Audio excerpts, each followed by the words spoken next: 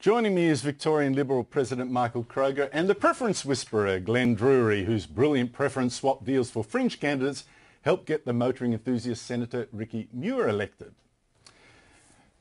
The Senate that you helped effect, is it feral? Feral's an interesting word in the way it's used in Australian politics. That's a yes, isn't it? It is feral. The right refers to the Greens as feral. In fact, the left of the Labor Party refer to those in the right of the Liberal Party as feral, and it's usually followed with the word Tory. I would suggest that it's the government style of negotiation with the crossbench that is perhaps feral. Oh, look, that argument, Glenn, take the defeat of the university reform that was pushed by the Education Minister, Christopher Pyne. Oh, he didn't negotiate nicely. You know, even though 40 of the 41 university vice-chancellors say we need it, I mean, any idiot can see that something needs to be done.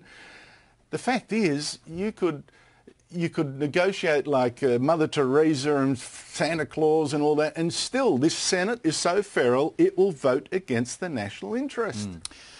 Well, look, of course they will. They are feral. And this is the problem when you have a job where you don't have to be qualified.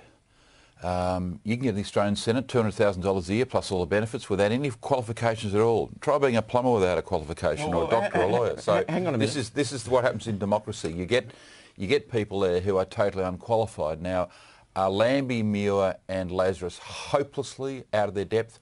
They are hopelessly out of their depth. It's an embarrassment to them. It's an embarrassment to the country. The country can't go on like this, Andrew, because we're becoming a laughingstock when we're governed by these people. Well, let's talk about qualifications for a moment. We have those in the crossbench who were, if I use the word ordinary people, who have had real jobs, who have been unemployed, who know what it means to struggle to put food on their table and pay the rent. We could talk about people in the major parties who perhaps... Yeah, but also got themselves in a position where they were struggling. Hang on a minute. I just want to focus on this qualifications thing. Who is more qualified? Someone who pays the bills and struggles for a living, or someone who perhaps leaves high school, goes to university, perhaps joins a union, becomes a staffer for a politician, maybe joins local council, pre-selection in their 20s or 30s, and then becomes a politician. So, you mean like Stephen Conroy, Bill Shorten, all that kind of crowd? Those, or perhaps Christopher Pyne. You know, it's on both sides of politics. So if we want to focus on qualifications... No, but the point is, Glenn, look, here we have the Senate blocking reforms like spending cuts that blind Freddie can see we need.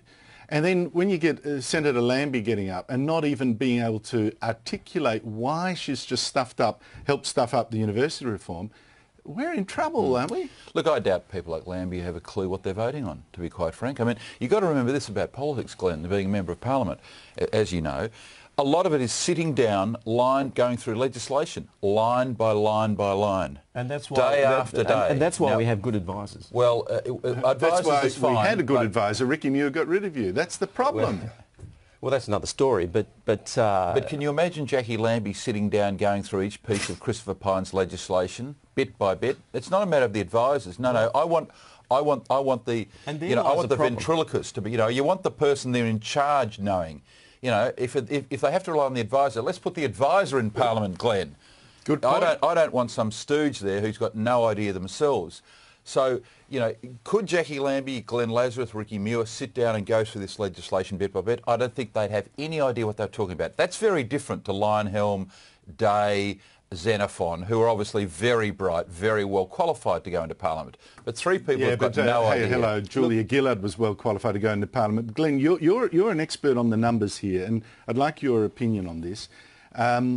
There was actually a beat-up about the government suggesting a double dissolution threat, right? They're not going to call it a double dissolution when they're behind in the polls. Come on, get a brain.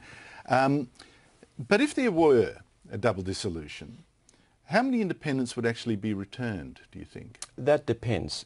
If we adopt the reforms as set out by the Joint Standing Committee into Parliamentary Matters, probably 6, I would say. But if 6 of the 8. Well, I don't know. It would be the 6 of the 8 that are there, but would be 6 different certainly ones. In an optional preferential system. In a double D, of course, the quota is halved to about 7%. I would think it very likely that one per state would make it back. in a double D. Only one. So there's been some suggestion that if there was a double dissolution election, because the quota then is halved, that we wouldn't get 8 crossbenchers, we'd probably get 16. Well, we could. We could under the system that we have at the moment. We certainly could. And I'm going to answer your question by it depends. It depends on a whole range of things. I would suggest if we went to a double D, it probably wouldn't necessarily be a polarised election. It would be what I like to talk about as a Tweedledum and a Tweedledummer election. And in that but that's case, where those independents come through the ranks. In that case, yes, the vote for independents and small parties would go through the roof, and that we've seen that happen over many electoral cycles. Stop scaring me like this. Well, let me just give you a figure. When people talk about this so-called feral Senate and these so-called unrepresentative members of the Parliament, 5 million Australians voted for parties other than the majors in September of 2013. Yeah, but this is what we get as a result, a sclerotic political system where true reforms that most people agree on, like the university education thing, 40 out of 41 vice-chancellors say, oh, we need it. I mean, it's clear something needs to be done. It then gets held up in a Senate that is pandering to special interests, and if they go for the national interests, they don't make a name for themselves. They have to go for special interests. That's the problem. Is the political system now broken, Michael?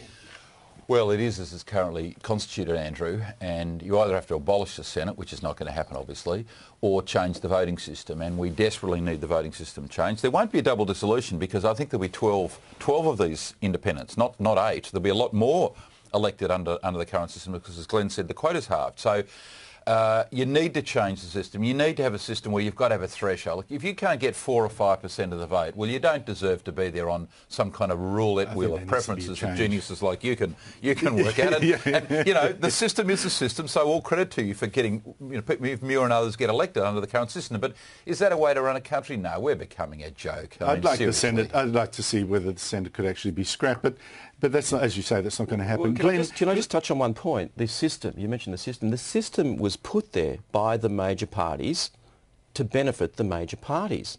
And now all of a sudden we've got some ordinary people in the Senate. Very ordinary. Well, that's the problem, mate. People who represent those who live in the suburbs, in small towns and whatnot. But do they? They're not. No, but it's the rise of the sectional interests, I think, that is really the danger here, Glenn. But listen, I'd like to get your polling expertise on another thing. The latest Essential Media poll seems to confirm the Abbott government is slowly inching back into contention, slowly recovering, a 4-point gap now. Still behind, obviously, but not what it used to be. And that's despite a very hostile media that's trumpeting every failure and every so-called gaffe. In your opinion, is this recovery real? I think I'd use the term dead cat bounce, and it's come off a very, very low base. The government is still behind in two-party preferred, and if they were crazy enough to go to a double D, then they would be slaughtered. And let's look at Tony Abbott and who his problems are, who his enemies are. Labor Party, Greens, the so-called feral crossbench. No, I think it's perhaps his own backbench. Well, we'll see. More from the panel after this break.